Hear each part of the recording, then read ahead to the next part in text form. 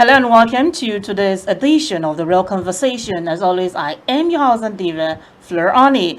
And today we are joined by a respected leader in Nigeria's housing sector, architect Barka Mshelia, the Chief Executive Officer and General Managing Director of Michelle Homes Limited.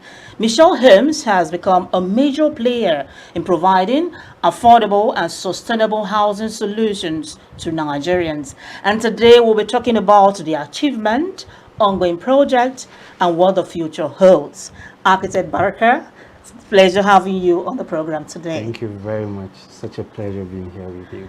All right, so let's get straight to this. For the viewers who are just meeting you for the first time, could you briefly introduce Michelle Homes Limited and what your mission has been in the real estate sector? Okay, Michelle Homes is a real estate company that has a vision to empower people's dream of owning a home and a piece of the world. Part of what we've been intentional about doing is to be able to create an enabling environment. We use our expertise, our professionalism, our desire to understand what clients want as far as housing solutions are concerned, and to be able to provide this thing in a unique way. One of the greatest gaps we've seen in the industry is the inability of developers to keep up to their words as far as delivering quality projects. Sure. Ensuring that all infrastructures within the estate are duly and well executed. So for us, Michelle Homes started with that in mind, putting into consideration that we really want to be different. And that is why the place of integrity in the way we execute our projects has been able to set us apart from other people. All right, so this year has been a significant one in the Nigerian housing space. Sure. Can you tell us about the project Michelle Homes has executed across Nigeria and how many families you've been able to provide homes for? Okay, for this year, Michelle Homes have been able to completed about 335 projects. Yes, Okay. completed. Completed? Yes, completed. So That's we fine. handed over from the beginning of the year till date. We handed about 5 projects that Okay. we've done in different areas in Abuja. One of which is Belle Vista.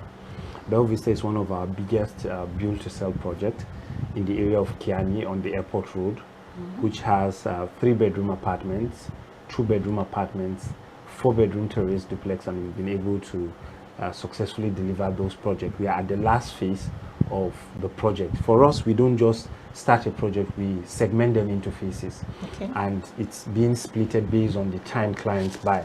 So for the first phase, for the second phase, for the third phase, we've been able to complete it. It's remaining the last phase, which we are yet to complete at the moment.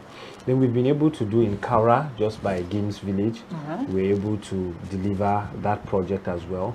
It's 8 units of terraces that is there, and we've been able to complete it. We also have a project in Asokoro, Michelle Oakville, which we've also completed and handed over this year. So there are people living in that particular Yes, presently one? now, yes, people are living there. All right. We've also been able to hand over our project in Jahi, Okay. which is completed 100%. And we are almost concluding the one we'll hand over in December in Guzape, also 8 units of terraces. So when it comes to delivery, Michelle Homes is known for ensuring that we deliver based on what we've said we will deliver. So Michelle Home has done significantly well. We have over 1,500 subscribers who subscribed into our build project this year, and we've started construction are ongoing. We started about 5 basic projects this year, and we're doing pretty well. This year we expanded to regions such as Lagos. Okay. We started in Kano this year, and we just started the project there, and I believe that we're going to also set the pace in these areas where we're looking forward to starting. Okay, setting that pace, what unique features or innovation make Michelle Homes Estate stand out? You know, in terms of design, affordability, payment structure, security, or community development? Okay, you know, one of the things that I love very much, and it's part of my project during my undergraduate days, is to discuss what sustainability is, especially when it comes to the housing sector. Over the years, we've done projects that are not sustainable. But going forward, we realize that there is more that we can achieve using sustainability. we look at climate change and how that is affecting housing and even the quality of people's life at the end of the day, we realize that there is a gap. And for us, we don't just want to keep making money. We want to be able to identify key problems and be able to create value. So at the beginning of this year, when we started our Hutu Exclusive project, we came up with the concept of doing a sustainable city. One of the key things we've done that distinguish our project from others in that project is to be able to include greenery in the way people live. So let me explain to you how we've been able to do it. We first of all understood that people must live long as far as housing is concerned. Definitely. So Michelle Holmes came up with the concept that why wouldn't we do something something different that will be able to increase people's longevity. We try to bring in the natural course of nature, which is the greenery part. We try to ensure that we create a lake within the estate. We try to inculcate a golf course within the Hutu Exclusive project that will enhance the way people live. We have a clubhouse that we have about 10 games in the clubhouse where we are able to accommodate different types of games such as volleyball, badminton, lawn tennis, football pitch, fishing, and then we have a mountain close by that we intend to use for hiking. So for us, we're trying to see how people can live the best part of their life in that estate. We just want to redefine how people perceive what real estate development is all about. For us, it's all about sustainability. It's about inculcating the environment in the way people live. One of the things we did differently in the way the architecture is even designed is the fact that you do not have the right to fence your unit. Okay. So everything would be landscape green. And because we inculcate what we call site and services, ability for people to buy land and give them time to be able to build within a certain period of time. So one of the things we've done deliberately is to landscape the entire site with greenery so that whether you finish your project or you don't finish your project, the place is looking really beautiful and it's habitable for other people who have finished their project, because it's a very big project. We did not just do it anyhow. We decided to structure the project into phases. So we have phase 1, phase 2, phase 3, and phase 4. Why did we do that? It's for us to be able to ensure that we handle the project phase by phase so that we don't carry it so big and then we don't have ability to be able to complete. One of the things we've done deliberately again is to ensure that there is a centralized generator within the place that is limited. We encourage the use of solar panels more than the use of generators, so you don't have individual generator, everybody burning carbon fuels around and then making the place very noisy. No, we centralize everything. More so, we've started the infrastructure as of now, just last 2 weeks. Okay. We flag off the construction of this Hutu project you're talking about. Where is it located? It's located along the airport road, just beside the Centenary City. All right. Yes, so it's on the airport road, Lugbe precisely. So we try to make it quite unique and different by ensuring that infrastructure is what will come first. Presently, we've started the construction of the phase 1 and phase 2 construction within Hutu Exclusive, which is roughly about 7.5 kilometers of road which have started, and it will be completed in the next 6 months. And after which we're going to put all the infrastructure, central drain, water system, before you start construction. So you would be doing your construction with the water system within the estate. So we were quite deliberate about it. There's a lot of strategy that took place. There's a lot of deliberate planning that went into the execution of the project, because it's not just about marketing. It's not just about speaking well of the project. It's the ability to ensure that there is every commitment to ensure that the project is delivered well, and not just well, but excellently well. All right, as you deliver the project excellently well, I believe that with time, we come there, we're going to say, yes, sure, you've really done well. I can even invite you in the next 3 months. All right, so right now, we'll take a short break. When we return, we'll talk about the challenges of providing housing in Nigeria today and how Michelle Holmes is overcoming them. Stay with the Real Conversation. We'll be right back in a moment. Thank you. Get credible and authentic housing news at your fingertips by downloading the Housing TV mobile app. You can also join the African International Housing Show live from across the globe through the Housing TV mobile app. The mobile app features live streaming and trending housing news. You can locate the AIHS venue via the app. Network with AIHS seasoned speakers and live chat with exhibitors. You can also order house or building materials at AIHS via this app. Download the Housing TV mobile app now from the App Store and Google Play Store. And don't forget to click on the notification button. Available for both iOS and Android users. Housing TV is also on Star Times, channel 149 decoder.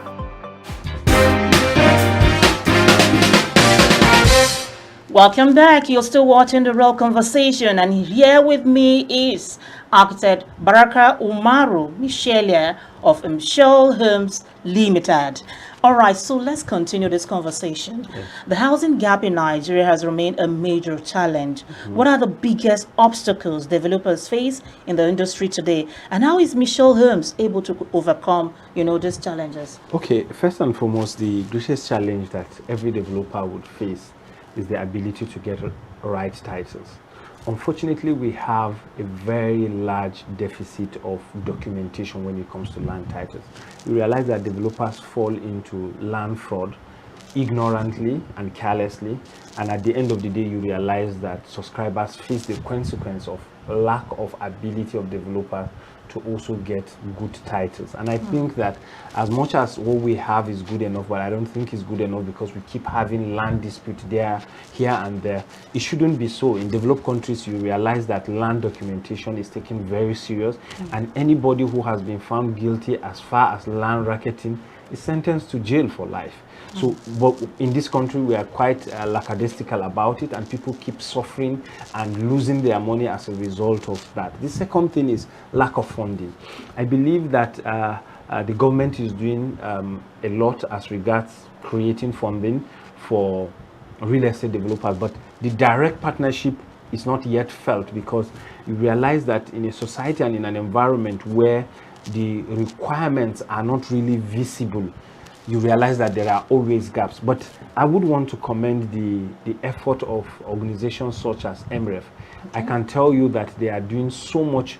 The processes are simple, they are just straightforward, there are no bureaucracies put in place. At least a lot of subscribers have been able to key in and own their homes through the MF project, and I think it's a good one. But beyond that, I think there should be a strategic form of partnership between developers who have track record of building homes and delivering value to customers with the federal government. Direct integration of these two stakeholders would go a long way in solving some of the housing deficit we have, because to be honest, it's a very big problem. The other thing I would want to talk about is in the subsidization of building materials through low tax system as far as construction is concerned, because you cannot talk about affordability when you are not being deliberate about policies that favor housing. Of course, I know that tax has been exempted for housing projects, but in terms of the building materials, because these are the major components that tell about the cost of the project. If you're going to deliver a very standard project now, it's very expensive. More so, we produce cement, but cement is on the high side. I believe that government must be deliberate to be able to see how they can subsidize some of those building materials in order for us to be able to give more and be able to deliver more. All right, in delivering more of these houses for Nigerians. Sure. A lot of young Nigerians want to own homes, Yes, but feel it is not realistic. Sure. So what flexible plans or initiative does Mshelia Homes have that make home ownership easier? Okay, as a private developer, I can tell you that Mshelia Home has done well, because internally we have up to 2 years payment plan for people to subscribe. As much as that is limited based on our capacity, because we don't have funding, so we use our own fund to be able to create something quite attainable by our clients. And to a reasonable extent, we have a lot of people who subscribe to one or two of our projects, or even 3, as the case may be. What I can tell you is a lot of battles for many other people, because they would have preferred to have 10, 15, 20 years mortgage system that will work. Now, Federal Mortgage Bank are doing their best, but I can tell you that their best is not good enough because of the housing deficit that has already been in existence. So you realize that they have limited or low impact in the area of solving the housing deficit. For the past 10 years, we've been talking about over 20,000 housing deficit. What deliberate initiative have the federal government come up with in order to solve this problem? So Michelle Homes, in its own little capacity, have been able to create up to 2 years payment plan option for most of our project. All right. Do you understand? Yeah. So for us, it is our way of doing it, because there is a cost of fund and everybody is in business to also make profit.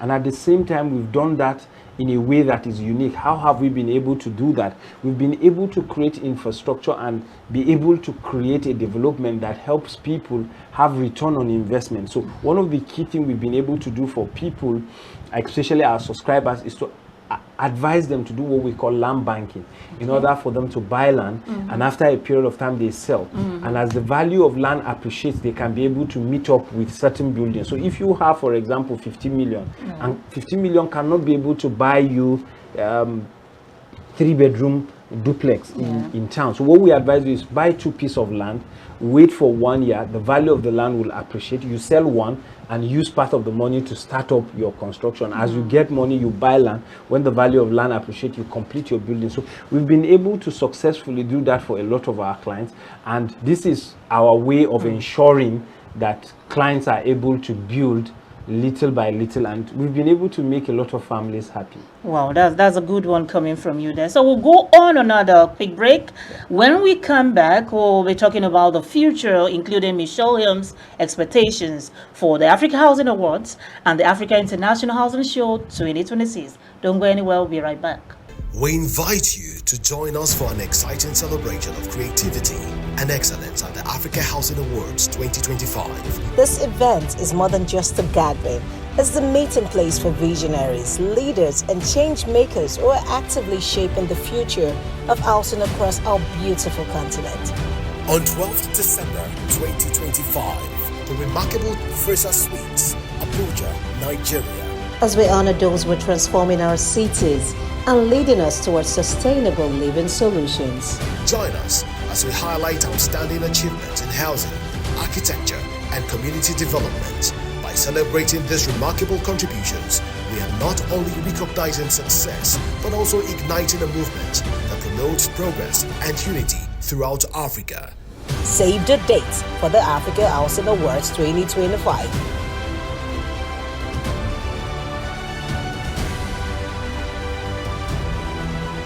Together, let's build a brighter and more sustainable future for everyone. For more details and updates, be sure to visit. This promises to be an unforgettable evening, filled with inspiration, innovation, and invaluable connections. Let's make this a night to remember. Powered by Africa Pioneer Advocacy Group, Housing Development Advocacy Network, HDAN. Welcome back to the program, The Real Conversation. Thank you for staying with us. Let's wrap up with what lies ahead for Michelle Homes and the industry. So now, looking at the Africa Housing Awards that is coming up next month, we're already counting down to that day. Sure. What is Michelle Homes looking forward to, and what does recognition at such a platform mean for your company? Okay, so for me, I think it's an opportunity to be able to identify key stakeholders who are contributing significantly to the housing deficit and providing solutions. I can tell you that one of the basic necessities of every human being is the desire to want to have shelter. And if anybody is contributing to that, I think they deserve some sort of accolade. But one of the things that keeps amazing me is the creativity and the level of detail that is put into the selection of people who truly deserve this award. And for me, I have been privileged to experience the last year's award.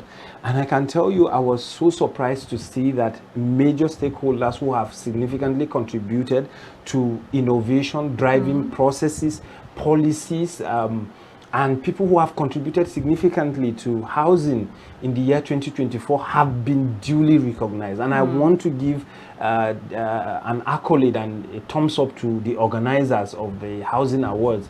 I think they are doing well, and I would want to commend their great effort. More than that, I look forward to doing that because for me, I'm somebody who wants to learn.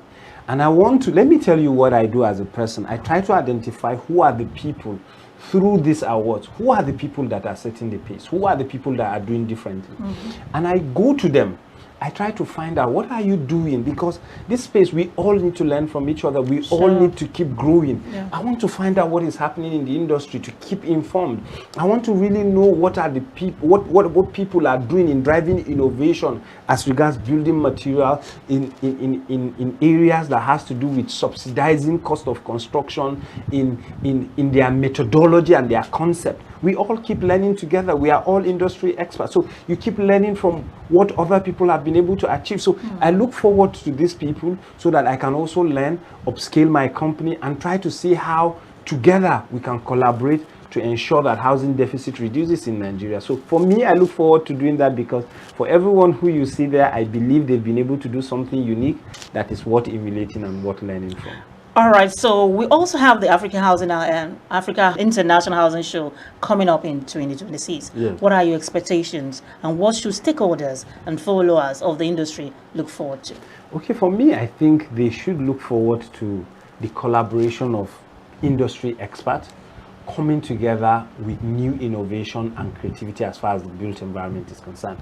I remember going to the International Housing Show. For the first time, I saw some level of AI integrated in how houses can be built. And for me, for the first time, I saw that. I never thought that it was available in Nigeria, but fortunate enough, I am adopting that in one of our projects. And that is what every developer or every stakeholder should be looking forward to be able to see what people are doing differently and how you can bring this level of initiative into the way we deliver value to our clients, because some of these our clients don't even have a full idea of what are the things that are available in the industry. But for you as the expert, your responsibility to know and to stay ahead is what will help you to be able to compete reasonably in the market. All right, talking about the client before we close, what final message would you like to share with Nigerians, especially those dreaming of owning their own home? Okay, for me, I can say it's possible. Let me use this opportunity to address a concern a lot of investors have, because I was talking with a friend of mine who lives offshore, and he was telling me that, do you think Nigeria is a safe spot to invest and to also build houses? The truth of the matter is Nigeria can be facing its own challenges, but as far as investment is concerned, I can tell you that Nigeria would always find its way out. We are resilient in nature, and I believe that with what people like ourselves are doing in ensuring that we create a very safe environment with tight security, people can be confident that Nigeria and the environment is a good space for them to still invest as far as housing is concerned. We are not hoping that the insecurity would grow worse. We hope that the government will take deliberate action in solving these problems. But for us as developers, we are also being intentional about the choice of locations, and they should look forward to ensuring that wherever they are buying property, they must do a security check on all of those properties, and that is the due diligence my company is doing before acquiring any new project, so that we would ensure that whosoever is buying from us gets a very good place, so that we avoid every form of insecurity challenge that may arise. Okay, so as a buy from you, they get good value for their money. Correct. All right. So Architect Barka, thank you so very much for joining us on the Real Conversation today. Thank you very It has been a very insightful conversation. Thank you very much. And to our viewers, thank you for watching the Real Conversation. Join us again next time as we continue to explore issues shaping the future of housing and development in Africa. Have a wonderful day, and bye for now. Thank you.